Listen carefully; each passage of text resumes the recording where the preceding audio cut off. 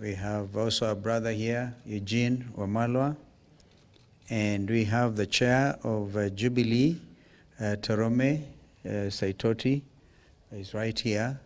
And we have clearly communicated apologies from our sister Mother Karua and from our brother Fred Matiangi, and also our friend Peter Munya. So those, and Lenturi as well. So with those remarks, I want to welcome our brother JB to read a very important national statement.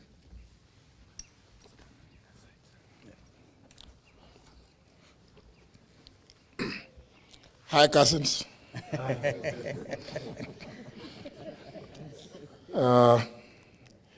As has already been indicated, this is a joint statement by the United Opposition on the murder of Albert Ojwang, as well as the continued intimidation of online and offline critics of the Kenya Kwanza heinous regime. Fellow Kenyans, 3 years ago, none of us could have imagined or predicted that we would be standing in front of you today in shock and horror, listing the atrocities and premeditated killings of Kenyans by the current regime. 3 years ago, many of us were on opposite sides of the political divide. We advocated for our plans and manifestos, eager to make a difference for our country, for the better, for posterity. Whether on the Kenya Kwanza, all Azimio la Umoja, One Kenya alliance sides, none of us gathered here today would have made plans to offer security or ensure that our staff and their families, indeed our own families, have a hotline for protection and help, because the threat of abductions and illegal detentions was an imminent reality. We simply did not imagine it. Nor could we ask any Kenyan to prepare for it.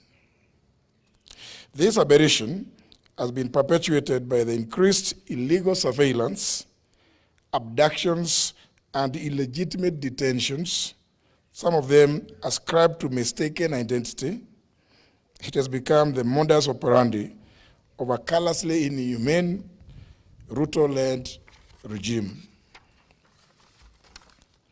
It is one, if not the major reason, why senior members of the Kenya Kwanza have been impeached, forced into resignations, or indeed have been sacked because they questioned and sought answers for these indecent atrocities that go against human understanding. It is the reason, ladies and gentlemen, that these brave souls, unbound and uncompromised, stand here as the united opposition determined to komboa Kenya. Friends, our beloved republic, when that 1-year-old Albert Ojwang walked back to his home in Migori on June 6, 2025, neither he nor his parents, his relatives, and his young wife were aware that these were his last hours on earth. Albert was neither sick nor wounded.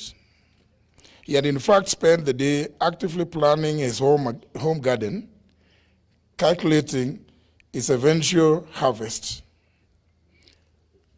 Albert, a Kiswahili and religious studies teacher based in Voi, was a single hope of his parents and father to a 2.5-year-old child. Albert was picked up by police officers riding motorcycles in Kakot, Homa Bay, and taken away because of an alleged offensive social media post about a senior police officer, now identified as the Deputy Inspector General of Police, Eliud Lagat. 32 hours later, after the police who arrested Albert assured his parents that he was well and only needed a heavy overcoat because Nairobi was cold, Albert was dead. Why Albert was moved from Mawega police station in Homa Bay to Nairobi, 400 kilometers from the alleged area of incident, and specifically Central Police Station in Nairobi, and checked in under OB number 13/7/6/2025 at 9:35 p.m. on Saturday, June 7th, remains unclear. There are 26 hours that remain unaccounted for between Homa Bay and Nairobi. 26 hours when a healthy man, having lunch with his young family, arrived, according to many sources, bleeding with serious injuries, 26 hours before being declared dead on arrival, allegedly at Bagathi Hospital, Nairobi, at 1:39 a.m. Today, ladies and gentlemen, this is no ordinary gathering. Albert's family has questions. We too have questions. Kenyans have questions. And indeed, the international community has questions. We all demand answers to the following. 1, the Criminal Procedure Code, Chapter 75 of the Laws of Kenya, has clear procedures on arrests relating to cognizable offenses. There should have been a formal complaint and an arrest warrant. Kenyans want to know if there was a formal complaint by the Deputy Inspector General of Police Eliud Lagat, and if so, at what police station? Which date and time was this complaint recorded? Was it the OB entry number of the said was there an OB entry number for the said complaint?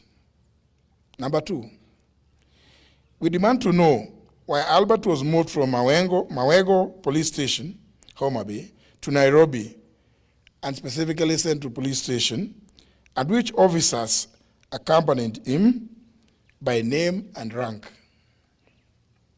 Central Police Station, Nairobi area, has CCTV coverage. Number 3, we demand to know where the footage showing Albert being brought in and leaving the station is, and whether it's been provided to the family lawyers. If there is no footage, we demand to know who ordered for the cameras to be switched off. When Albert was picked up in Homa Bay, he had no physical injuries. Indeed, he was having lunch with his wife. We demand to know who inflicted the grievous and extensive injuries on his body. Number 5, it's been reported that Albert was in solitary confinement at Central Police Station. Why was Albert considered a high-risk criminal to be confined in solitary? If he was not in solitary confinement, as alleged, who are his cellmates and how many were they? We therefore demand to know that demand to be shown the cell register to show whether he was with other inmates or he was in solitary confinement. Number 6, yesterday, June 10th, 2025,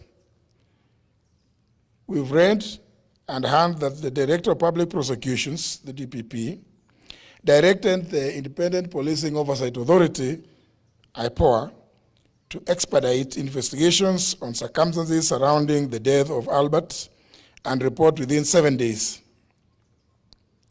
This is a cover-up and a diversionary tactic to delay this matter. The mandate of the DPP under the Constitution of Kenya is to direct the National Police Service and the Directorate of Criminal Investigations in writing to do investigations, not to direct the IPOA. The postmortem on Albert is clear, and all Kenyans have formed this opinion. He was murdered.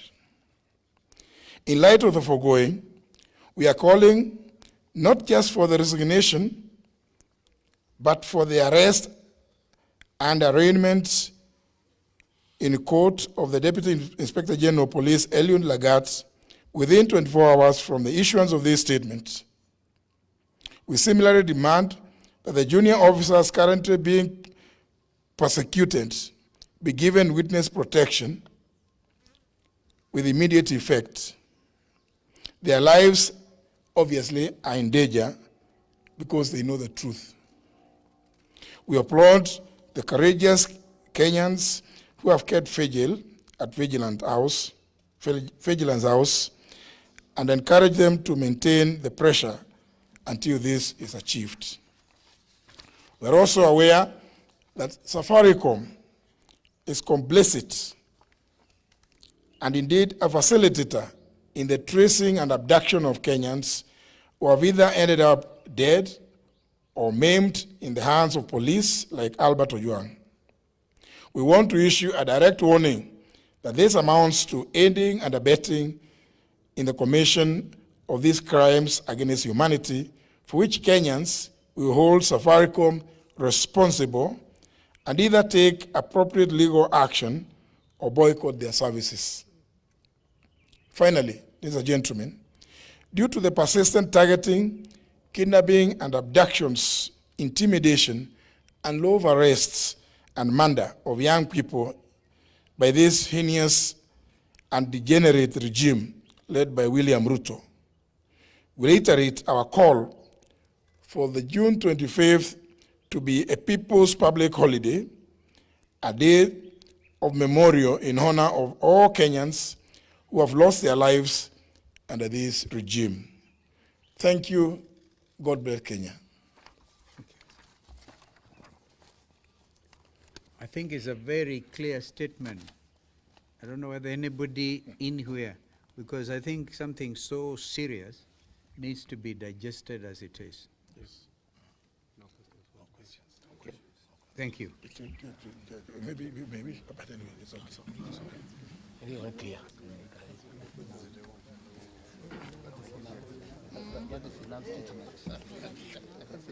You know.